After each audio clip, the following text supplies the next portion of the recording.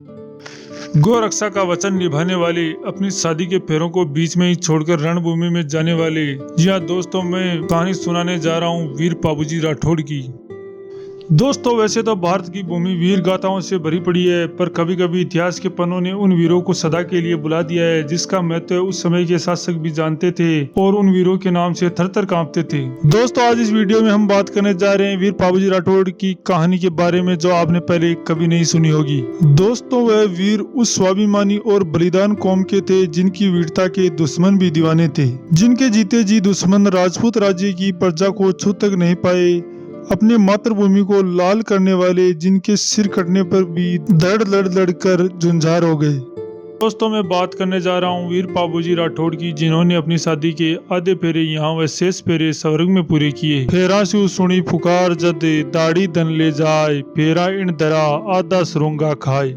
दोस्तों, पाबूजी राठौड़ ने चारण जाति की वर्द औरत से केसर कालवी नामक घोड़ी इस शर्त पर ले आए कि जब भी उस औरत पर संकट आएगा वे सब कुछ छोड़कर उसकी रक्षा करने के लिए आएंगे। दोस्तों, चारणी ने पाबूजी राठौड़ को बताया कि जब भी मुझ पर और मेरी गायों पर संकट आएगा तो घोड़ी हिनहिनाएगी, इनके हिनहिनाते ही आप मेरे ऊपर संकट समझकर मेरी रक्षा के लिए आ जाना। केसर घोड़ी सोनी मोता जड़ी लगाम, कोलू मंडरा वीर पाबूजी ने झुक झुक करूं प्रणाम। चारणी को उसकी रक्षा का वचन देने के बाद एक दिन पाबूजी राठौड़ अमरकोट के सोडा राणा सूरजमल के यहाँ ठहरे हुए थे। सोडी राजकुमारी ने जब उसके बांके पीर पाबूजी को देखा तो उसके मन में उसकी शादी करने की इच्छा उत्पन्न हुई तथा अपनी सहेली के माध्यम से उसने यह प्रस्ताव अपनी माँ के समक्ष रखा। पाबूजी के समक्ष जब यह प्रस्ताव रखा गया तो उन्होंने राजकुमारी को जवाब भेजा कि मेरा सिर तो बिका हुआ है, विधवा बनना है तो विवाह करना। जवाब में उस वीर राजकुमारी का प्रत्युत्तर था, जिसके शरीर पर रहने वाला सिर उसका खुद का नहीं, वह अमर है। विधवा तो उसको बनना पड़ता है जिसका पति उसका साथ छोड़ देता है।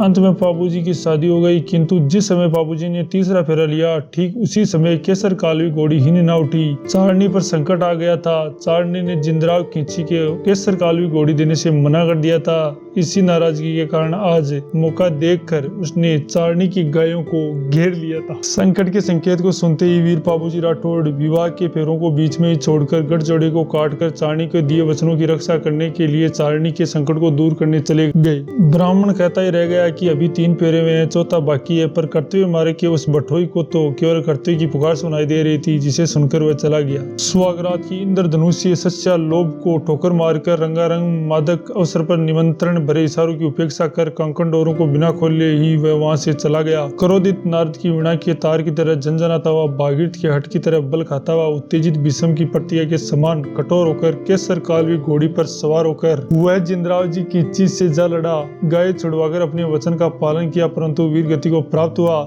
इधर सोडी राजकुमारी भी हाथ में नारियल लेकर अपने सर्वगास पति के साथ शेष फेरे पूरे करने के लिए अग्नि स्नान करके स्वर्ग पलायन कर गई। दोस्तों, अंत में पाबूजी अमर हो गए। रजवट रो तू शेवरो सब सूरा सिरमोड़, धरती पर दाग पड़े रंग श्री पाबूजी राठौड़। दोस्तों, पाबूजी के पिता का नाम धनदल देव, माता का नाम कमला दे था। पाबूजी का विवाह अमरकोट के निवासी सोडा राणा सूरजमल की बेटी सुप्यार दे के साथ हुआ। इतिहास में इन्हें सोडी राजकुमारी के नाम से जाना जाता है। दोस्तों, लोक कथाओं के अनुसार पाबूजी को लक्ष्मण का अवतार माना जाता है। पाबूजी की घोड़ी का नाम केसर कालवी था। दोस्तों, पाबूजी प्लेग रक्षक ऊंटों का देवता कहा जाता है।